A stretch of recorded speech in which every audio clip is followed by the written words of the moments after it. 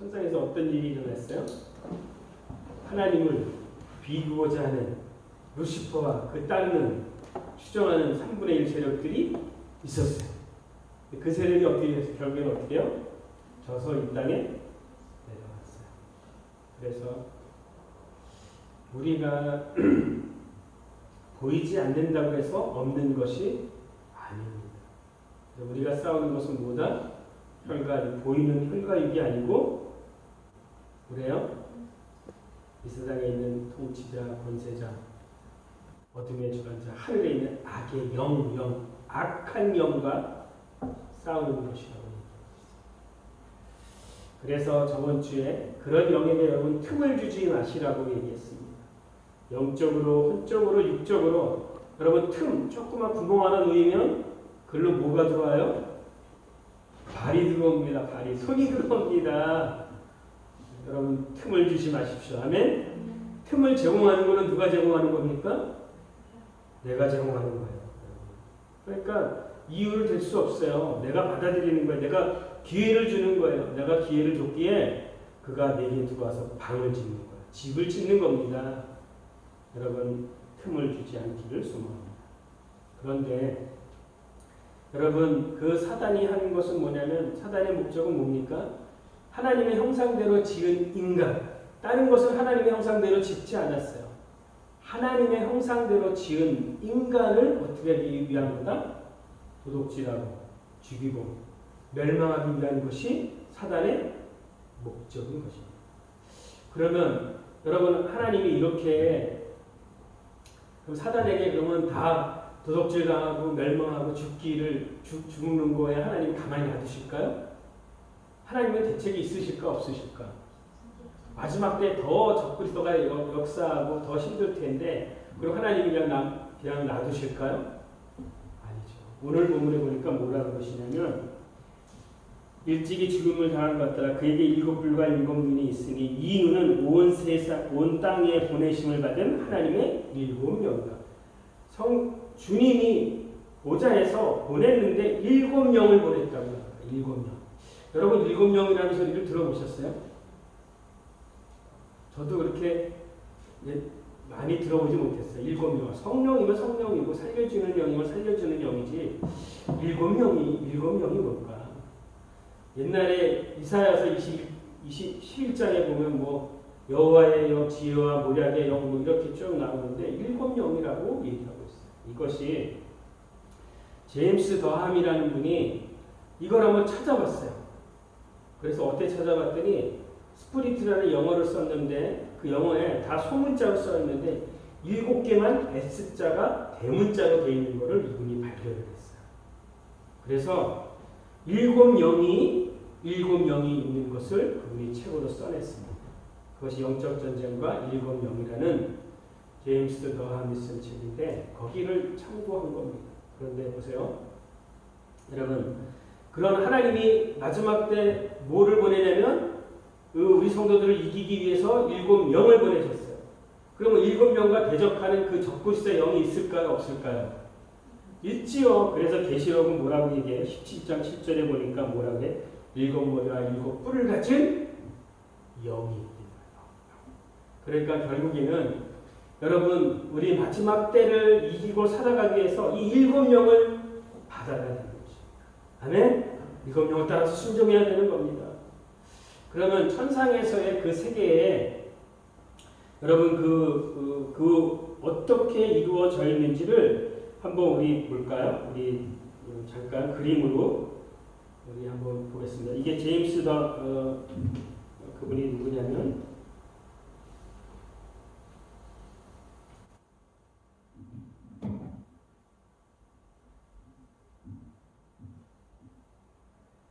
이 하늘의 보좌에 대해서 7명에 대해서 스파오딩이라는 분이 그림을 그린 거예요. 계시록에 대해서. 한번 볼게요. 보좌가 어떻게 되어 있는지. 하나님과 어린 양이 있고 그 앞에 7뿔이 있고 7명이 있고 그 앞에 내생물이 있고 그 주변에 24장로가 있고 24장로 위에 누가 있어요? 천사들이 있는 그 천상의 세계. 그거 장로님 한번 볼까요?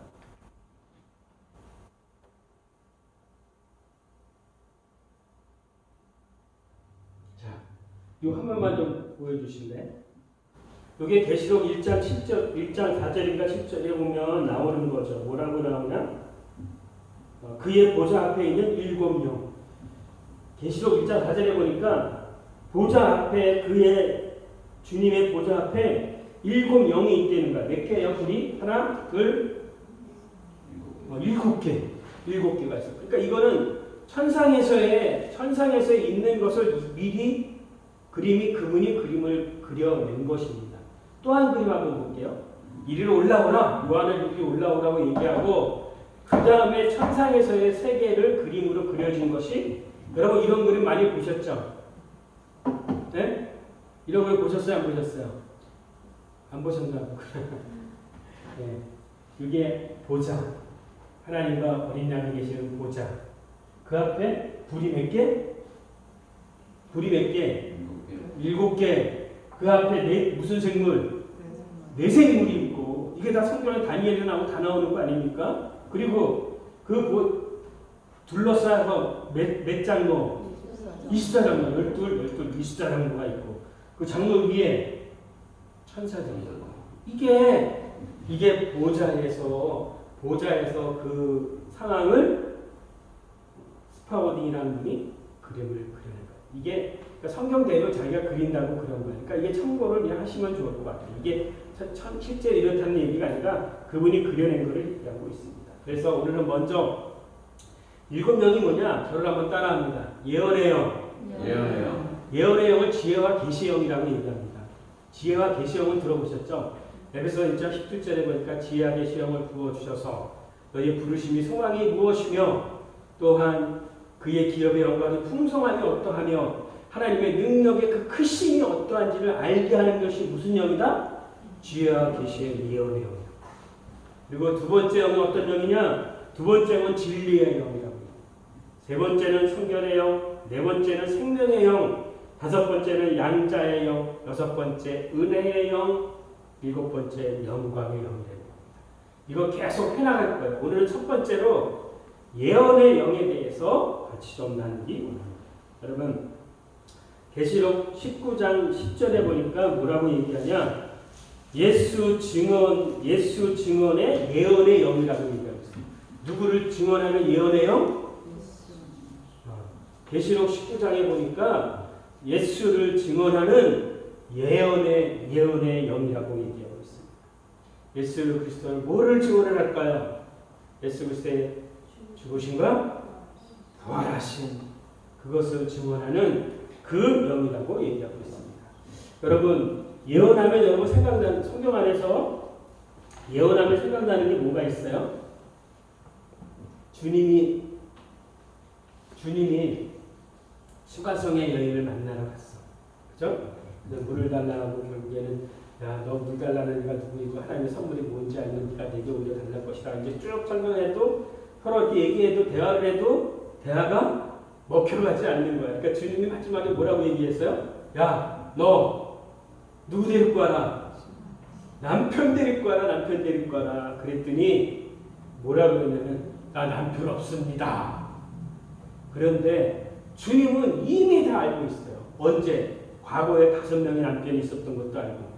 아멘? 그리고 현재에 숨겨놓고 사는 남편이 있는 것도 알고 마지막 7번째 남편이 누가 될 것을 주님은 알고 있어. 아멘? 그 예언의 영이 주님 안에 있어요. 그래서 그 영은 뭐냐? 과거나 지금이나 미래에 될 일을 알고 있는 것입니다. 여러분 엘리야의 영, 보통 이제 그거를 뭐 예언의 영 뭐 이렇게 얘기한다고 하는데 3년 반 동안 비가 오지 않아. 그래서 비가 오지 않을 거며 그런 것들을 다 알고 있어. 그런데 엘리야의 제자가 누구냐면 엘리사. 그죠? 이거 맨날 헷갈리죠. 엘리야냐 사냐. 그런데 엘리사가 언제 사역을 했냐면 엘리야가 올라가고 엘리사가 이제 그 바톤을 사역을 하는데 그때 북이스라엘이 어떤 일이 있었냐면 아람군하고 전쟁이 일어나는 거예요. 그런데 아람군하고 전쟁이 일어날 때 아람군이 쳐들어가면 미리 다 이스라엘이 미리 다 지쳐놓고 다 오는 거 다 격파하는 거야. 미리 다 알려지는 거야. 그러니까 아람군에 있던 그 아람왕이 있다가 뭐라고 얘기하는 거야. 아람왕이 화가 나면서 야 우리 안에 적이 있다. 간첩이 있다. 내통하는 자가 있다. 아니 어떻게 우리가 하는 것마다 그 사람들이 다 알고 이렇게 처리하느냐. 그랬더니 내통하는 자가 있다. 간첩이 있다. 그랬더니 그 안에 있던 사람이 뭐라 그러냐. 아닙니다. 그 북이스라엘에 누가 있다? 엘리사가 있습니다. 엘리사가 있어서 왕의 침실에서 하는 얘기를 미리 다 알고 있답니다. 미리 다 알고 있는 영이 되는 거야. 이해되세요? 그가 어떻게 들어오고 무엇을 공격하고 어디로 올지를 다 안되는 것입니다. 그래서 그를 잡으려고 도단성으로 군을 파병하고 불마와 불병거를 갖고 그들이 쳐들어올 때, 그들이 올 때, 그 성을 치러 올 때 엘리사가 기도하면서 그 불말과 불병거가 그 아람군들을 둘러싸게 돼. 그래서 그들의 눈이 어두워지고 그들이 결국에는 사마리아로 쫓겨가게 되고 결국에 그 이후로 아람군은 이스라엘을 쳐들어오지 못했습니다. 왜 못 왔어요? 왜 못 왔습니까? 그곳에 예언의 영이 충만한 자가 있기 때문인 것입니다. 아멘? 그 예언의 영에 붙들면 여러분 어떻게 그들이 쳐들어오는지도 다 알고 대처할 수 있기 때문인 것입니다. 아멘? 여러분 그래서 오늘 예언의 영을 받으시기를 소망합니다. 하나님이 보내주신다 했으니까 여러분 받으십시오. 아멘? 갈망하십시오. 아멘? 이와 같이 예언의 영은 적을 완전히 초토화시키기 위해서 하나님의 백성들에게 주시는 하나님의 무기인 것입니다. 지금도 우리는 하나님은 우리에게 승리하도록 예언의 영을 부어주고 계시는 것입니다. 여러분 이렇게 성령이 역사하는 것에 있어서 성령이 역사하는 것에 세 가지의 역사선이 있습니다. 성령의 역사가 일회성이다.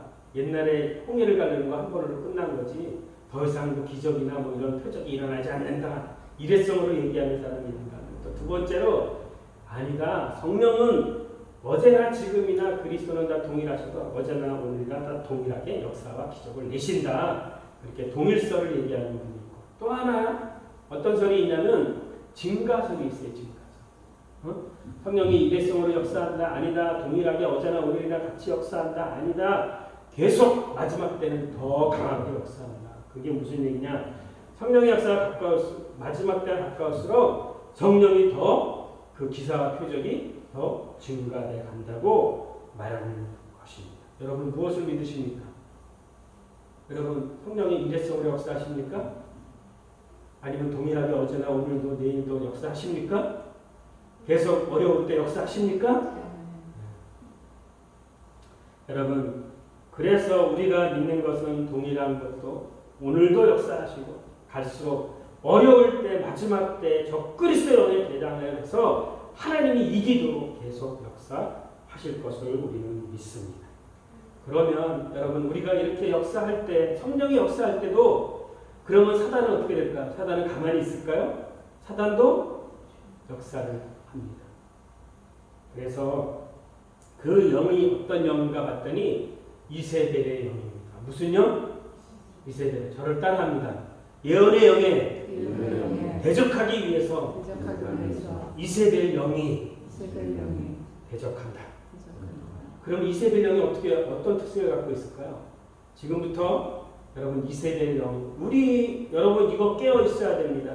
이세벨의 영을 받으면 절대 안 됩니다. 예언의 영을 받으시고 대적하는 이세벨 영에 대해서 대적하기를 소망합니다. 첫 번째 이세벨 영의 특징은 뭐냐면 자신을 드러내지 아니하고 뒤에서 충동질하는 겁니다. 자신을 드러내지 않고 교묘하게 뒤에서 충동질하는 거야. 그래서 충동질에서 어떻게 하는 거야? 교회를 분열시키거나 그런 일들을 하는 거야. 여러분 신천지가 교회에 들어와서 뭐 합니까? 처음에는 처음에는 뭐야? 헌금도 잘하고 뭐 봉사도 잘하고 뭐 잘해. 그리고 이제 조금 있으면 이제 어떻게 됩니까? 자기 세력을 만듭니다. 그래갖고 어떻게 해요? 뒤에서 드러내지 않게 사람들을 막 붙이기 시작합니다. 뭐라고? 야, 목사가 뭐냐? 야, 말씀이 뭐 저러냐? 계속 교회에 흠을 가하는 거야. 흠을 가하는 거야. 그 신천지가 그렇고 종북 세력들이 그런 역할을 감당하고 있습니다. 그래서 이세벨 첫 번째 영은 뭐냐? 자신을 드러내지 않고 뒤에서 충동질하는 거. 그것은 이세벨의 영을 받은 자. 또 두 번째 어떤 일이 일어나냐면 두 번째 악에 익숙한 영인 거야. 악에 익숙한, 악한 일에 익숙한 사람을 익숙한 것이 이세벨의 영을 받은 것이. 열왕기상 21장에 보니까 어떤 일이 자 이세벨이라는 사람이 어떨까요? 이세벨이라는 사람은 어떤 사람이에요? 엘바알의 공주였었어요. 그죠? 그런데 이스라엘과 정략적인 결혼을 합니다. 아합왕하고 정략적인 결혼을 합니다. 근데 그가 섬기고 있는 그 우상 신들이 있잖아요. 그런데 어느 날 아합왕이 밥도 안 먹고 있는 거야. 그래서 도대체 왜 그러냐 그랬더니 내가 채소밭을 내가 저기 나봇의 왕궁 근처에 포도원이 하나 있는데 포도밭이 있는데 나봇의 포도밭. 근데 자기 보기에 좋았나 봐. 근데 그것을 좀 갖고 싶은 거야. 그래서 그가 내가 그 채소밭을 좀 내 밭으로 삼고자 하겠다. 그래서 내게 좀 주라. 포도밭을 주라. 그랬더니 나봇이 왕이 달라 그러는데 나봇이 줍니까 안 줍니까? 나봇이 거절을 합니다. 그러니까 거절하니까 아람왕이 근심하고 답답하고 그래 침상에 누워갖고 밥도 먹지 않는 거야. 그러니까 누가 나타났어? 이세벨이 나타났어. 이세벨이. 그래서 이세벨이 나타나서 악한 일을 저지르는데 여러분 잘 들으십시오. 이세벨의 영은 이렇게 악한 일을 하는 것입니다. 얼마나 계획적이고 교묘한지 모릅니다.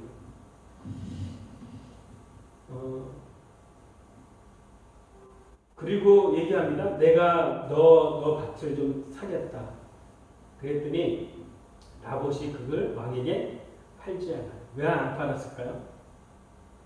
안 파는 이유가 뭐냐면 여러분 신년이 되면 어떻게 돼야 돼요? 그 원래의 주인에게 돌려줘야 돼요. 근데 돌려주지 않아도 되는 게 있어. 어떤 거 돌려주지 않으면 신년이 되었어도 왕에게 판 거는 왕이 돌려주지 않아도 돼.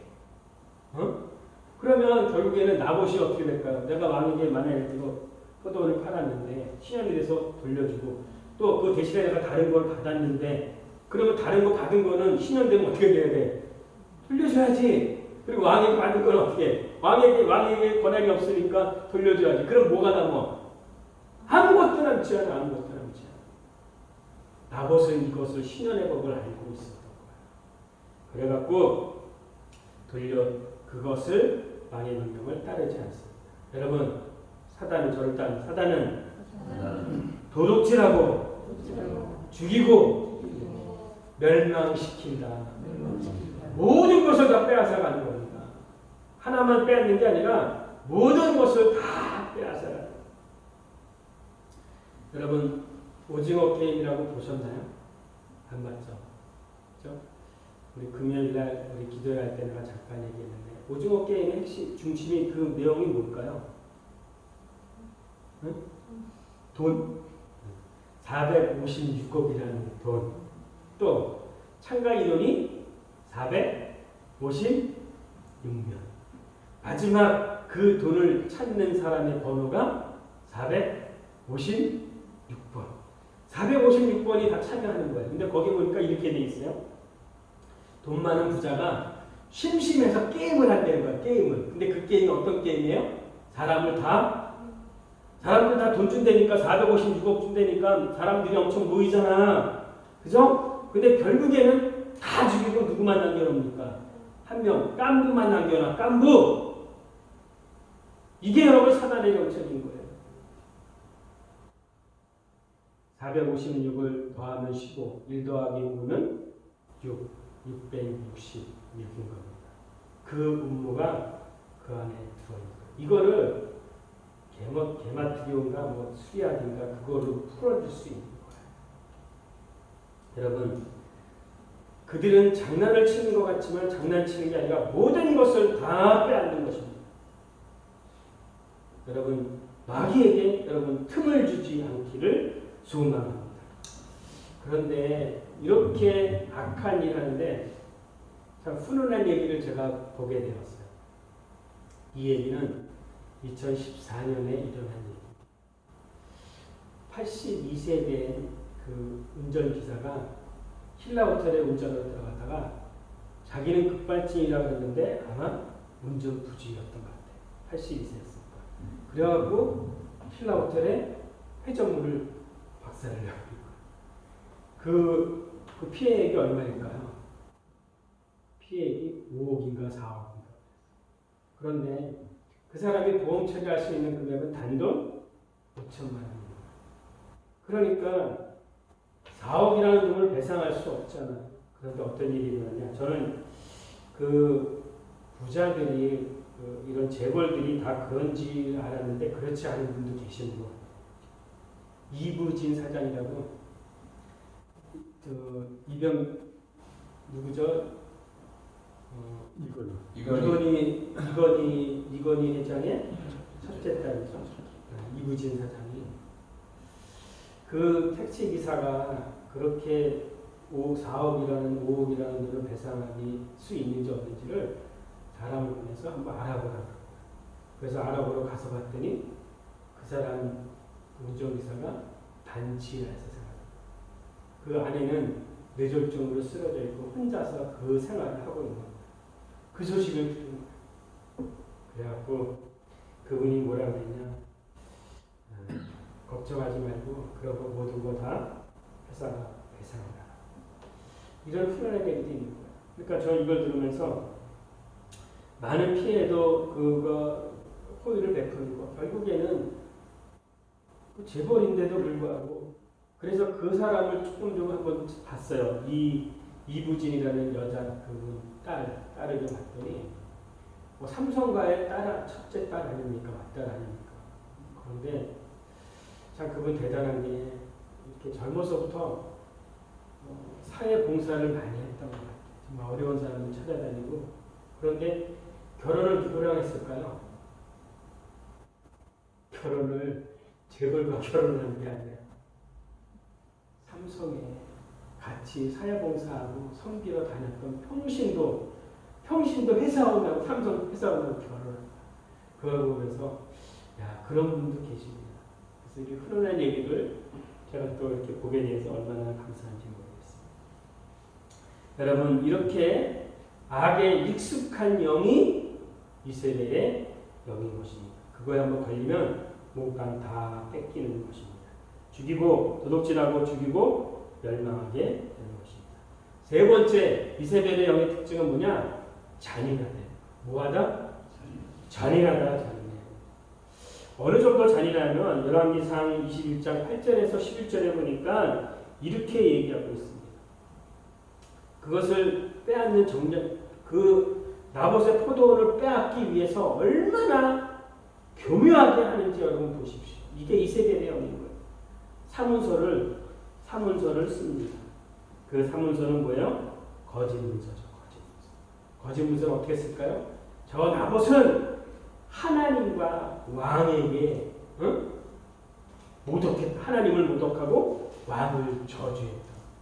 그러지 않았어요. 그런데 여러분 사회 돌아가는 거 잘 보세요. 하나님을 모독하는 게 기본이고요. 그 다음에 자기가 세력을 얻고자 하는 것에 그를 저주하는 것입니다. 그를 멸하게 시키는 거예요. 그래서 사문서를 위조하기 시작하는 거예요. 그리고 사문서를 위조하고 그 다음에 어떻게 해요? 장로들에게 금식을 선포합니다. 왜 장로들에게 금식을 선포했을까요? 금식을 선포했다니까 여러분 좋아서 금식 왜 금식을 선포했느냐면 위기를 조장하는 거야. 지금 이렇게 때가 지금 위기 때다 그러니까 금식해라. 여러분 그 상황을 잘 보셔야 되는 거예요. 금식을 누가 선포하지만 금식 선포하는 것 그 뒤에는 사회의 위기를 막 조장시키는 거야.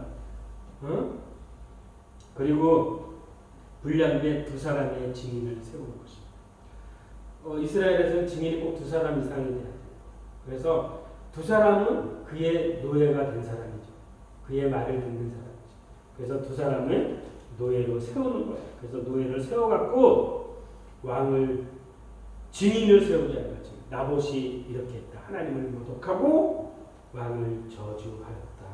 이렇게 거짓 증거함으로써 거짓 증인을 함으로써 결국에는 나봇이 죽음을 당하게 되었습니다. 여러분, 이스라엘에서 돌을 맞아 죽을 때 어떻게 돌로 사형 심판할 때 어떻게 이루어질까요? 돌로 사형을 심판할 때 그때 그냥 하는 게 아니라 결국에는 증인이 몇 명이 있어야 돼요? 증인이 2명이 있어야 돼요. 그래서 돌로 심판하기 위해서는 심판받아야 될 사람을 성 밖에 그 처형대를 만들어. 그리고 한 사람이 그의 옷을 벗기고 그를 묶고 처형대 위에서 떨어뜨려. 이 사람은 하나님의 이름을 모독하였고 왕을 저주한 사람이다. 그것을 내가 보았다. 여러분, 불량배가 보았습니까? 그거? 안 보았죠. 그런데 그들은 뭘 얘기하고 있는 거예요? 아주 잔인해요. 다 동원하는데 증언을 세우는데 다 거짓 증언을 세우는 거예요. 보지도 못했음에도 불구하고 나는 보았다. 증인이다. 그리고 그를 처형돼서 밑으로 떨어뜨리면 나머지 하나의 증인이 밑에 서 있다가 똑같이 얘기하는 겁니다. 뭐라고? 그런 짓을 하는 것을 나는 보았다. 밑에서 있는 증인이.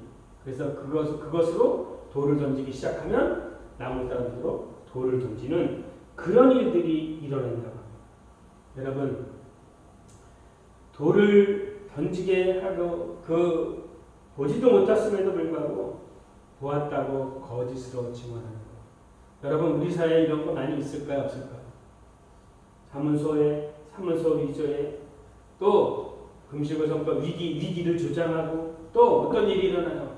증인을 세운다고 하면 증인이 다 거짓 증인을 세워서 결국에는 그를 죽이는 아주 잔인한 그 일을 감당합니다. 여러분, 이런 사건들이 우리 사이에 있을까요? 없을까요? 이걸 보면서 여러분 그 이세벨의 영이 어떻게 있는지를 우리는 볼 수 있습니다. 네 번째 어떤 일이 일어나냐? 네 번째 착취의 영이 있습니다. 착취의 영. 이세벨의 영은 착취의 영입니다. 자, 그 착취하는데 어떻게 착취하냐면 아주 교묘하게 법적으로 빼앗아갑니다. 저는 이걸 보면서 완전히 사회를, 우리 세상을 얘기하는 거예요. 세상에 이세벨의 영이 얼마나 많이 역사될지 모르겠어요. 여러분, 도둑질하는 것과 착취하고 뭐가 다를까요? 도둑질하는 것과 착취하는 것, 강도짓해서 하는 거하고 착취하는 게 뭐가 다를까요? 도둑질은 남 몰래 가져가는 게 도둑질이래. 강도는 남이 알아도 알게 무력으로 가져가는 거야. 힘을 가지고 게 강도야. 근데 착취는 뭐야? 착취는 교묘하게 법적으로 빼앗아가는 걸 그거를 착취하게 해요. 이세벨의 영은 착취하는 일을 합니다. 여러분, 나봇의 그 포도원을 교묘하게 착취해 가고 있어요. 그런 일이 있을 때 여러분, 이세벨의 영이 임한 것을 보고 여러분 대적해 하셔야 합니다. 그리고 결국에는 그래서 이세벨의 영의 음모가 진행되는 것은 세 단계로 이루어지는데, 거짓 사문서를 만들고 또 하나님과 왕에게 범죄하였다고 거짓 증인들을 세우고 결국에는 그를 죽이는 그런 일들이 일어나고 있습니다. 저는 이걸 보면서 몇 년 전에 일어났던, 여러분 미국 소사건 아세요? 미국 소사건. 어떤 메시지 M모라는 방송에서 미국에 있는 광우병 걸린 소라 그러면서 그런 거 보여주고, 그죠? 그걸로 사람들이 어떻게 해요? 일어나기 시작하고 결국에는 한 사람을 파멸에 이르게 하는 그런 일들이죠. 여러분이 우리가 그런 거를 볼 때 여러분 깨어 있기를 소망합니다. 사단은 도둑질하고 죽이고 멸망하는 것입니다. 멸망시키는 것입니다. 이세벨의 영에 점령당했던 교회가 있습니다. 계시록에 보니까 이세벨의 영에 점령당했던 교회가 있는데 그 교회가 어떤 교회냐면 두아디라 교회. 다 칭찬할 것도 있고 책망할 것도 있는데 두아디라 교회 계시록 2장 18절에서 20절에 보니까 자칭 선지자라고 하는 여자 이세벨을 내가 용납하였다. 이세벨을 용납하니까 어떻게 돼요? 종들이 다 음행하고 우상들의 재물을 먹게 되고 결국에는 이 음행한다는 것이 무엇입니까? 돈을 따라 하나님을 사랑하는 것이 아니라 돈을 따라가고 결국에는 돈이 주관하는 교회가 되어져가고 정부 주도에 따라가는 정부와 결탁해서 타협하는 그런 교회가 세워져가는 것을 얘기하고 있습니다. 여러분 마지막 때의 교회들이 이 세대의 영을 용납한다고 얘기하고 있습니다. 여러분 교회에서 돈을 많이 낸다고 돈을 많이 내는 그것을 의지한다면 여러분 그것은 아니죠. 그죠? 또 바벨론 정부와 타협하고 있는 교회가 많아질 것이라고 얘기하고 있습니다. 여러분 두 교회가 나중에 최종적으로 나누어질 것인데 오르바의 교회와 루스의 교회가 나눠질 것입니다. 오르바는 잘 믿다가 결국에는 다시 세상으로 돌아갑니다. 그러나 어떤 환란이 있을지라도 끝까지 나오미를 따라가는 롯이 있는 것처럼 어려운 시기 오면 교회도 정부와 타협해서 가는 교회가 있는가 하면 끝까지 음행하지 아니하고 주님을 따라가는 교회가 있는 것입니다. 여러분 우리 전열방교회가 이세벨의 영을 따르는 것이 아니라 끝까지 주님을 사랑하는 교회로 남기를 소망합니다.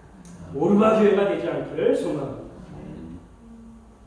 이런 것이 있을 때 여러분 이세벨 영이 있을 때 역사할 때 여러분 결코 용납하지 않으시길 바랍니다. 끝까지 하나님 편에 서는 자 되시기를 소망합니다. 그런데 여러분 결론은 어떻게 될까요? 결론 이세벨의 영은 이세벨은 어떻게 될까요? 열왕기하에 보니까 이세벨이 어떻게 됩니까? 땅을 뺏었어. 나봇의 그 포도원을 다 뺏었어. 자기가 원하는 거 다 했어. 그 방법이 어떤 방법이? 뒤에서 충동질하면서 또한 악을 쓰면서 또한 잔인하게 착취해서 자기의 목적을 달성한 그 이세벨의 결과를 우리는 알고 있습니까? 없습니까? 우리는 알고 있습니다. 이세벨이 어떠냐? 먼저는 엘리야가 갈멜산에서 바알 선지자 450명과 싸워서 이기죠. 그랬더니 이세벨이 누구를 죽이려고 해요? 엘리야를 죽이려고 해. 그러니까 엘리야가 그 영적 전쟁에는 그 전쟁에는 큰 싸움에는 이겼는데 그 하나의 작은 것이 들어와 두려움이 그 안에 남기 시작한 거야. 그 두려움에 틈을 주어서 그가 결국에는 어떻게 됩니까? 도망아 숨고 두려워하는 존재가. 그랬더니 결국에는 하나님이 그를 끝까지 사용하세요? 끝까지 사용할 수 없었어. 그래서 인계가 일어나는 거야. 인수인계. 어떻게? 엘리야에서 엘리사. 그리고 그동안 사역했던 엘리야는 하나님이 엘리바다 하나님 앞으로 가게 하고 엘리사가 역사하는데 보세요. 그 바알 선지자를 죽였던 엘리야, 그러나 두려움에 떨겨 있는 그를 더 이상 하나님이 사용할 수 없어서 이제는 엘리사 때에 하나님이 그걸 사용하는 거 어떻게 하냐? 에후가 지나가는데 이세벨이 그 말씀이 어디 있냐? 이제는 열왕기 하로 갑니다. 열왕기하 9장 이하에 보면 에후가 지나가는데 이사벨이 창에서 밖을 보고 있다가 에후가 얘기하는 겁니다. 뭐라고? 누가 나의 편이 되겠느냐? 내 편에 설 사람이 누구냐? 그랬더니 그 넷이 두 사람이 이사벨의 편이 아니라 에우의 편이 되고자 이세벨을 결국에는 어떻게 합니까? 그를 들어서 창문 밖으로 던졌어. 창문 밖으로 던졌는데 그 다음에 던져서 그가 땅바닥에 떨어지니까 에우가 어떻게 했어요? 그의 목을 밟아버렸어. 그리고 그 시체가 어떻게 됐습니까? 목을 발라 죽고 시체는 개들이 와서 뜯어먹었어. 개들이 와서 뜯어먹었어. 나중에 장면을 보니까 머리와 손발만 남고 나머지는 다 비참하게 죽게 되었습니다. 여러분, 그 악의 영들은 마지막에 어떻게 됩니까? 최종 불못에 들어갑니다. 아멘. 이세벨의 영은 죽습니다. 더 이상 이세벨의 영을 따라가지 마십시오. 아멘. 최종 하나님 나라가 승리합니다. 그것을 여러분 아시기 바랍니다. 최종 하나님의 나라가 승리합니다. 사단은 결국에 불못에 들어가 다 멸하여 지는 것입니다. 두아디라 교회가 이세벨의 영을 용납함으로 말미암아 책망을 받았지만, 그러나 우리에게 하나님이 예언의 영을 우리 안에 부어 주셨습니다. 여러분, 이 예언의 영을 갖고 여러분 이기기를 소망합니다. 하나님은 7명을 보내셔서 승리하게 하십니다. 엘리사처럼 살려고 하면 반드시 이세벨이 죽이고자 할 것입니다. 이에 여러분 두려워 피하지 말고 대적하시기 바랍니다. 저를 따라합니다. 이제는 피할 자는 내가 아닌 이세벨의 영이다. 여러분, 이세벨의 영이 피해야 됩니까? 여러분이 피해야 됩니까? 여러분에게 하나님 뭘 보내주셨어요? 7명을 보내주시겠다고 하셨어요. 여러분 받으십시오. 아멘. 예언의 영으로 여러분 이세벨의 영을 이기시길 바랍니다. 그러기 위해서 대적하시라는 거야. 두려워 떨지 말라. 그러면 그가 피해가 된다고 얘기합니다. 결국 여러분이 알고 있는 결론은 뭡니까? 하나님 나라가 승리합니다. 이세벨은 목이 부러져서 개에게 다 뜯겨 죽습니다. 비참하게 죽습니다. 이거는 믿으시기 바랍니다. 반드시 하나님이 보내신 영으로 여러분 이길 수 있도록 하나님이 하셨습니다. 예언의 지혜의 계시의 영을 통해서 여러분 이 시대를 분별하고 이세벨의 영을 용납하지 말고 점령당하지 말고 성령을 따라 끝까지 따르는 요셉의 교회가 되기를 주님의 이름으로 축원합니다. 한 사람도 여러분 오르바처럼 세상으로 돌아가는 자 없기를 주님의 이름으로 축원합니다. 우리 한 가지만 기도합시다.